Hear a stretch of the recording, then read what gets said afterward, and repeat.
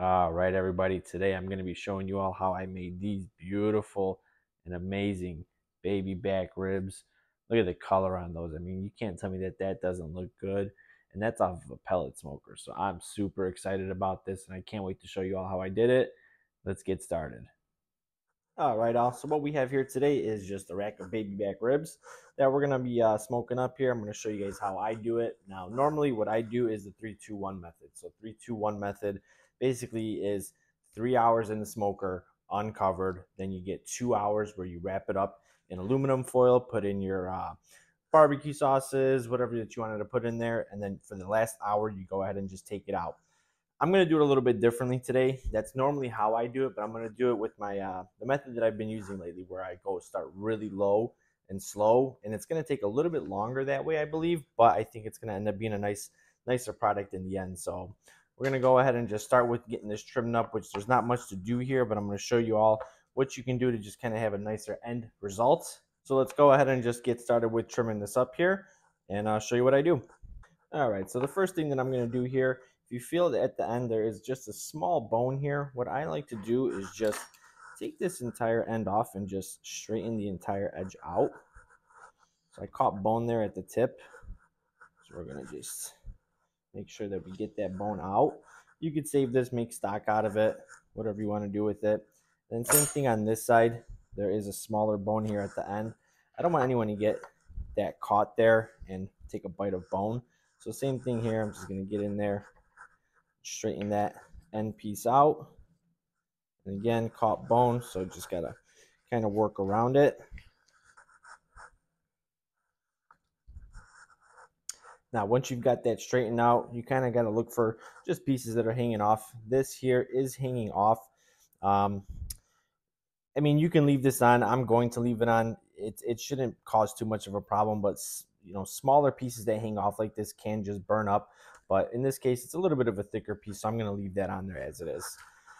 Now, there's a couple of ways for the back that you can do. There is a membrane back here. Some people like to leave it on. I like to take it off. An easy way to do that is you just grab yourself a butter knife and then just try to squeeze underneath that membrane to pull it up like so. And then this part right here now, obviously this is going to be very slippery. So what you can do is just grab yourself a paper towel. You get it with the paper towel. Sometimes you get lucky and you get it all off in one piece. In my case, it's going to come off in likely two. So once you've got that, grab yourself another paper towel and then find where the membrane ended. Might not even need the paper towel here. Once you've got the membrane removed, things like this, come in there, take that off. These kind of bits here, get this off as well. See, this is exactly what you're looking for right here that you want to take off. That's just going to burn up, so we're just going to slice that right off. And then you've got a nice clean looking rib. So next thing that we're going to do is we're going to season this up. I'm going to change out my gloves and then we'll get to doing that. So for seasoning, what I'm going to be doing is using Cosmos Q. This is the Dirty Bird rub. This can be used, of course, on pork, but it goes well on chicken. So it comes highly recommended. I've tried it before. It tastes delicious. So we're going to put this on the ribs today. And then before we put the seasoning on, I am going to go ahead and first actually pat this down and get some of the residual juices off of it.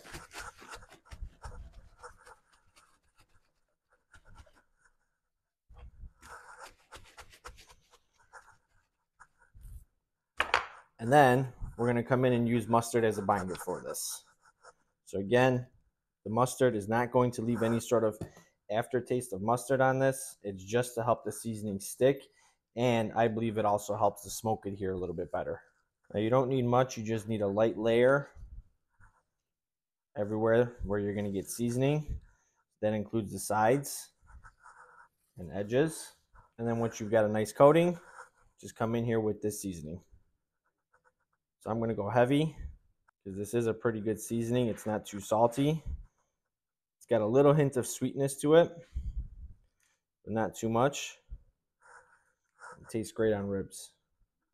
Now we've got all the back there. Make sure we get these sides. And then just pat that in so it sticks as well as it can. Again, that mustard's going to help that out a lot. And we flip over to the important side, which is the top. And same thing, come in there with a nice, even layer. And we'll get underneath this flap here as well, why not? All right, so now, like I had said, what we're going to do is we're going to go low and slow with this, and we're going to go uncovered the entire time. To get prepared for that, I do have a spray bottle here. This is filled with apple juice and apple cider vinegar. So we're going to be spritzing this every about half hour to 45 minutes. What this does is, again, it's not going to add any flavor, but it's going to keep the outside moist, and it's going to help more smoke adhere to it, which is what we want, especially when using a pellet smoker. And then towards the end, probably within the last hour, what we're going to do is we're going to hit it with some barbecue sauce as well. And again, leave that uncovered. This is going to add another layer of flavor, and it's going to taste delicious on these ribs. So I'm going to let this sit now. It's only going to sit for as long as it takes for me to go ahead and get the smoker started, fire it up, and up the temperature. So it's not going to take too long, maybe 20 minutes at most, and then we'll get these thrown on there. So I'll see you guys out there. All right, so as you can all see, of course, it is getting a whole lot nicer out here in the Chicagoland area. It's about 50 degrees, so it's going to make this a whole lot more tolerable being out here. But like I said, we've got the smoker running here. It is set at 190 degrees Fahrenheit at a smoke level 8 on the Camchef DLX here. I've got a smoke tube on there as well. Like I said, 190 is much lower. It's going to produce more smoke. It's going to take longer, but it's going to create a better product in the end. So I'm still guessing this is probably going to take in the realm of about 6 to 7 hours, which is fine. Just make sure that you plan ahead for something like that. What we're going to do is just go ahead and get this put on now, and I'll show you a little bit about that. So like I said, we've got that smoke tube going there, and this is kind of a leaner, thinner side of the pork baby back ribs themselves. The other side is a little bit thicker, so I'm going to put the thicker side closer to this because it can handle the heat a little bit better than the thinner side will. And I mean, honestly, not much to it from here. Just go ahead and get it put on. Just like so. I'm only doing one today, so I've got plenty of room. Otherwise, you'd have one in the front. I'm sorry, one in the back, and then one in the front. And you can always squeeze one right up top there. So this will easily be able to fit 3. If you want to push it, probably 4 baby back ribs on there. So that's going now. We're going to go ahead and close this up, and then we're going to check in about an hour to make sure that we don't need to go ahead and start spritzing this. But I think at that point we will be. So see you back here in another hour. All right, also we are about an hour in. Smoke is rolling nicely, and that's starting to get some smoke on there. A little bit of color change, but as you can see, the skin is getting dry, and that's where we come in now with the spritz. And we just want to get a little bit of coverage there, get it moistened up, and let the smoke roll over it. So we'll see you back probably in about another hour. Do it again. All right, so we have had these ribs on for 4 hours, spritzing about every 45 minutes to an hour. So those are looking pretty good at this point. Now, what we're going to do is go ahead and bump the temperature up, and we're going to go up to 250 for these and finish off this cook. And so later on, we'll probe it, but as of right now, you'll know that it's getting close to being done when this meat here starts pulling back and you can see the bones themselves. But right now, we don't see that yet. So I'm liking where this is at in terms of color. So I'm going to go ahead and close this up, bump the temperature up, and spritz it before we close it up.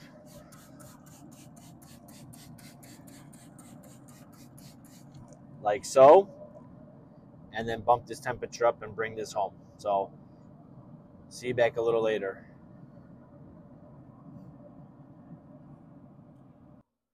All right, checking in here about 5 hours later. Let's see what we've got. And as you can see there, you're starting to see some of that bone peel back. Exactly what we want to see. And again, you can see here, it's drying up on the surface. So we're going to spritz that again. But what I'm going to do now is just get a probe there, see what the temperature is looking like. 175, 176. Let's kind of go here in this thicker part. And 172. So we're not too far off. Let's go ahead and spritz this one more time.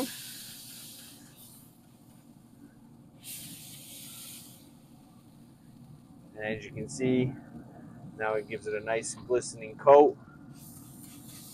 So we're gonna go ahead and let that go now. The next time that we open this up in about probably another half hour to an hour, we're gonna cover this with some barbecue sauce, and I think we should be in the home stretch. So see you again here soon.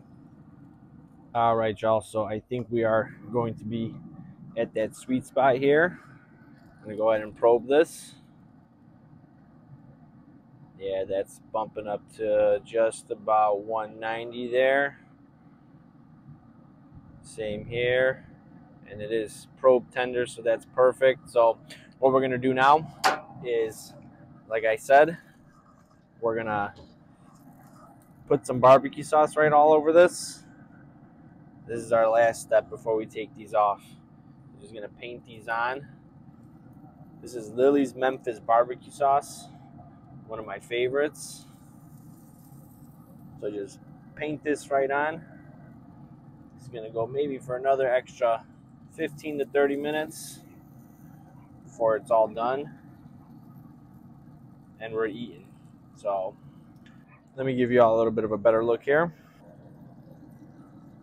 Looking beautiful, looking tender, exactly what we want. So let's get this shut now, and then we'll be back in about 15 to 30. All right, y'all. I don't know. Tell me what you think. Those look wonderful. Those look beautiful. Nice and dark color on there. Smoky. Smell beautiful. Glistening nicely with that barbecue sauce. I can't wait to get into these here and slice them up.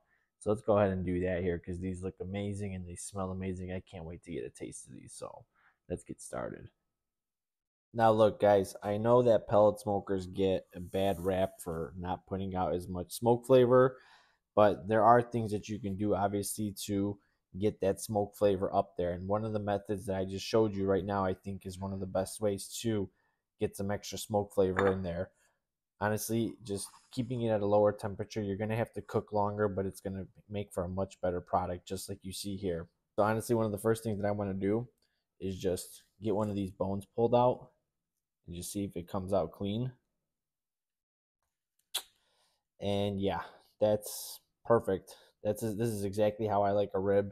It's going to be really tender meat. I mean, pulls right, fall off the bone. This is exactly what you're looking for with that. So I'm liking it. Now what I'm going to do is just kind of cut this right in half. We get a nice cross section of the rib itself and see what kind of smoke ring we're able to get. Hit a bone there.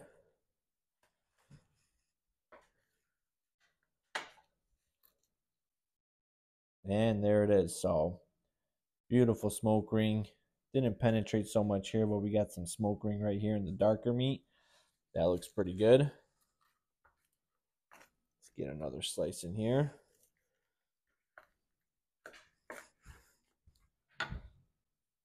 And again, I mean, just beautiful, soft and tender. Of course, we're going to go ahead and give this a try because this looks and smells amazing. So let's give it a shot here. All right, so let's see what it tastes like.